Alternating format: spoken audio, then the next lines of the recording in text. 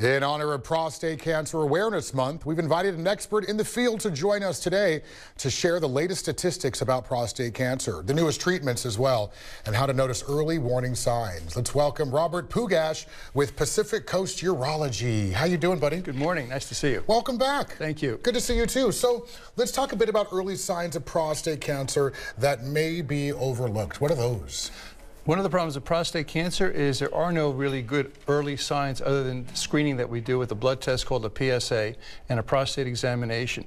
Because as with most cancers, by the time there are signs or symptoms, pain, bleeding, things of that nature, it's often very advanced. I hate that there's no actual physical signs. It's like if you don't check, the 11th hour, it's too late. Is that right?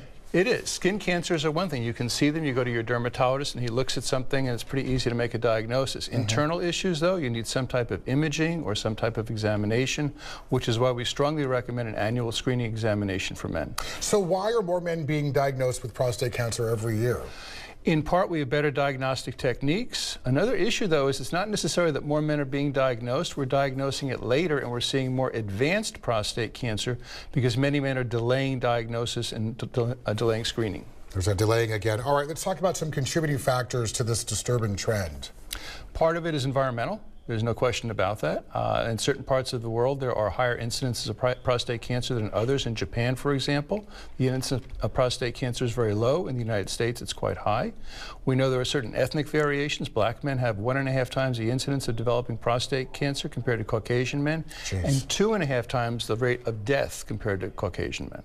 So it's in our DNA, it's genetic. There's a lot of genetics here and a lot that we're learning about genetics now. That's the exciting part of research in prostate cancer.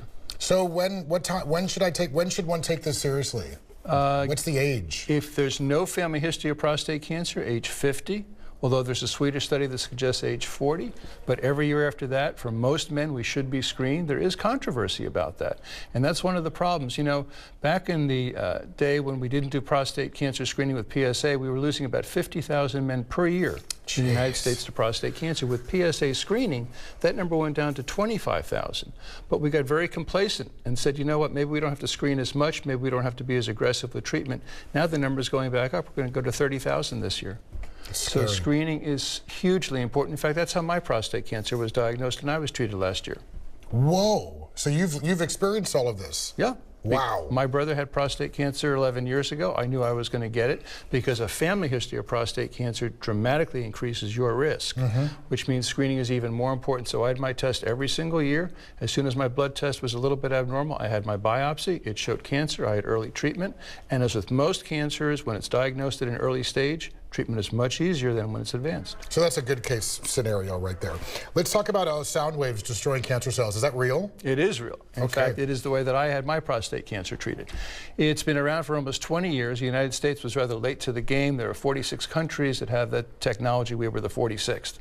But in saying that, we finally do have it here, and sound waves are completely non-invasive. They generate heat, and that heat destroys prostate cancer cells. The wonderful thing about that is now we have advanced heating techniques with ultrasound, so we don't have to treat the whole prostate anymore. It's called the male lumpectomy. Just as women might have a lumpectomy for breast cancer, we can now focus on an area in the prostate and just destroy that area. We take an MRI image, fuse that into the sound wave system, patients go home a few hours later, end of treatment. And what is the process called again? HIFU, high intensity focused ultrasound. All right, Pacific Coast Urology has 2 locations, one in Huntington Beach and the other in Los Alamitos. For more information, give them a call or visit their website, pacificcoasturology.com. A huge thanks to Dr. Pugach, always enlightening us, and we'll see you after the break.